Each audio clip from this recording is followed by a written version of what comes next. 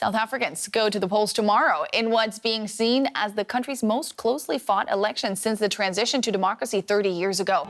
Parties, including the largest opposition group, the Democratic Alliance, have held their final campaign events ahead of Wednesday's vote. More than 50 parties are on the national ballot, running for seats in the National Assembly.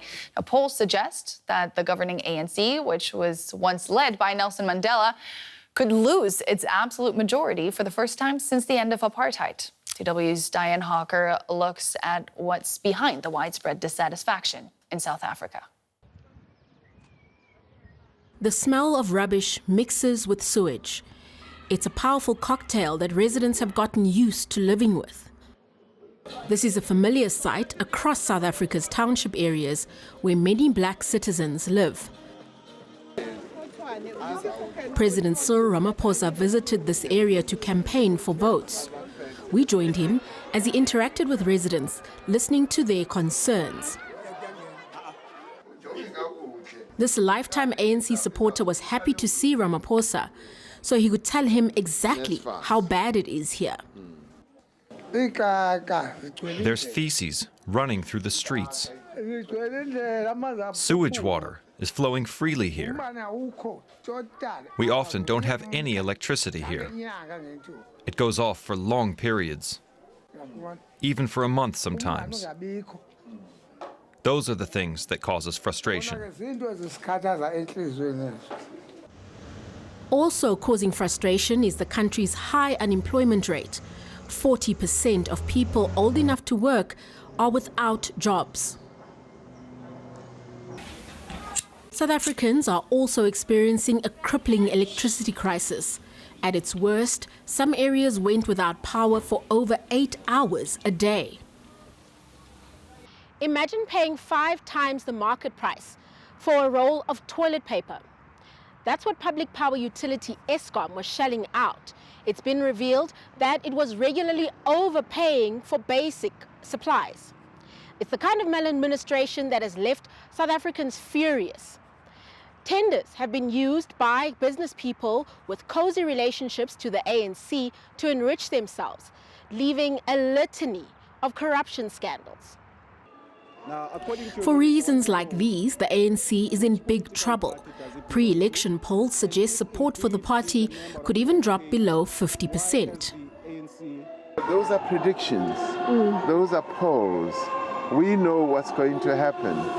And the people in this hall and the people of South Africa know in their own hearts of hearts what they are going to do in terms of giving the ANC an overwhelming majority. But the majority of voters in this election are young South Africans who grew up under the ANC administration. Although housing, the water supply and sanitation may have improved during their lifetimes, they're unhappy about their poor economic prospects. Young people won't vote for the ANC because we're unemployed. It will be painful for them because new parties are going to come and take votes from them. The new parties are responding to our needs as young people, but the ANC seems to be stuck in the past. They're not looking after our needs. That unhappiness is expected to cost the ANC dearly at the polls. The ANC leadership says the party has turned over a new leaf and should not be judged on past governance failures. On the 29th of May, South Africans will give their assessment of whether they think the ANC can truly turn things around. Good girl, good girl. Let's bring in Sanusha Naidu, a foreign policy analyst at the Institute for Global Dialogue in Johannesburg. Welcome, Sanusha.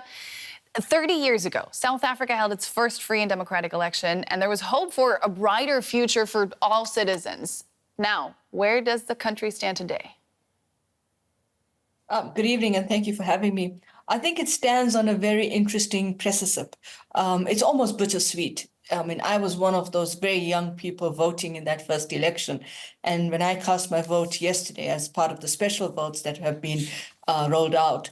It was very, very emotional because I think the point here is that 30 years on, we kind of realizing or we kind of seeing some of those very important issues that we were voted for in 94 to mitigate the risk around corruption, around the kind of poor service delivery, the kind of marginalization of communities like you saw in the insert.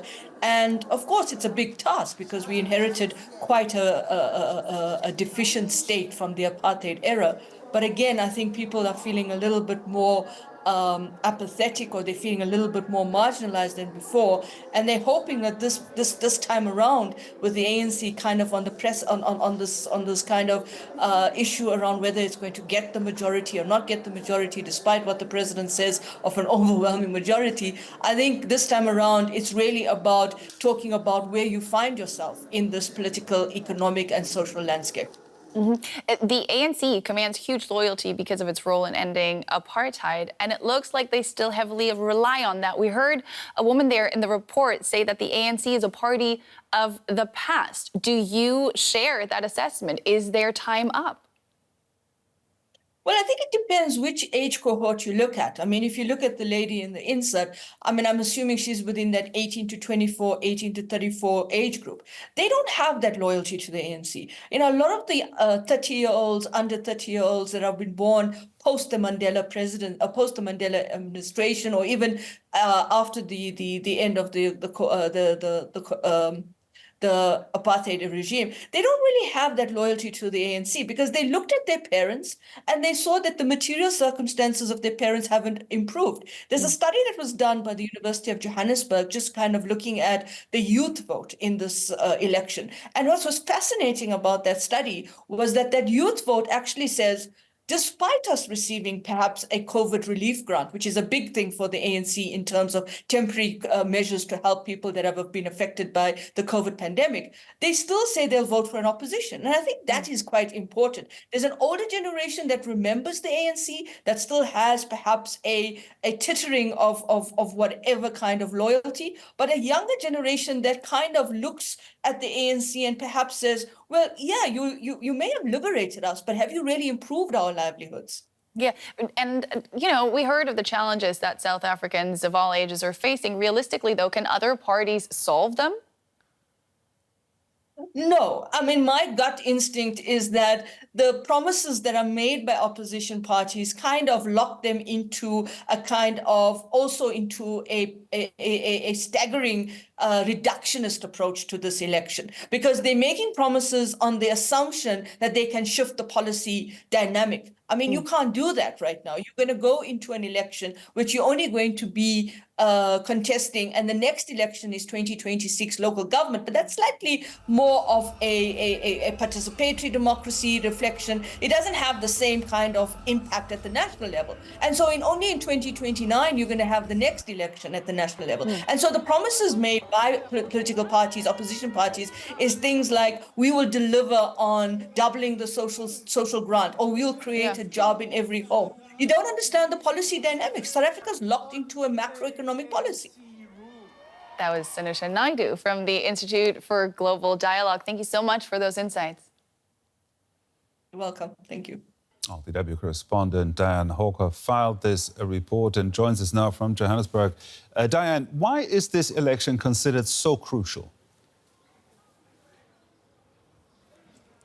Well, good afternoon, Gerhard. This election, I think, is a significant election for a number of reasons. But before I get into that, let me just contextualize where I am. Voting stations opened yesterday for those participating in early votes. And the station where I'm standing at today has seen some voters come to pass their early vote. It will also be open for the full day tomorrow, along with more than 20,000 other voting stations around the country. Now, when we come to the significance of this election, really a lot of it has to do with where South Africa stands from an economic perspective. We heard in that package that younger voters in particular are concerned about the situation as far as jobs are concerned. But that's really part of a bigger economic crisis that South Africa is facing. Just this year, 2023, the GDP growth was at quite a low level, just 0.3%. 0.6%. The year prior to that, 2022, GDP growth was at only 1.9%, which is quite low if you consider that South Africa is meant to be or considered to be an economic powerhouse on the continent. So a lot of the reasons that people will be going to the polls have to do with economic concerns and wanting to improve social and economic conditions here in the country. Gerhard. Let's stay on the economy for a moment. Unemployment is a big concern for voters. How are the opposition parties responding to this? Well, opposition parties, of course, have had to put job creation right at the top of their agendas. We spoke to the Democratic Alliance leader, for example, John Steenhuisen, and also followed the EFF's campaign trail. And both of those parties made sure that they mentioned job creation in all of their speeches. From the Democratic Alliance's perspective, they are of the view that they will be able to create more jobs. And the EFF's leader, Julius Malema, also saying that job creation is a key priority for that party. Let's take a listen to what they had to say. A track record of actually delivering where we've been given a chance to deliver.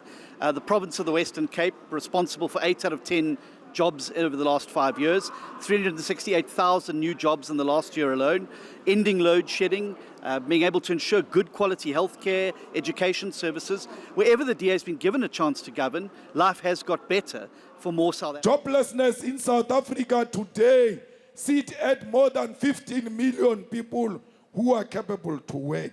And our emphasis on now is because our suffering is happening now.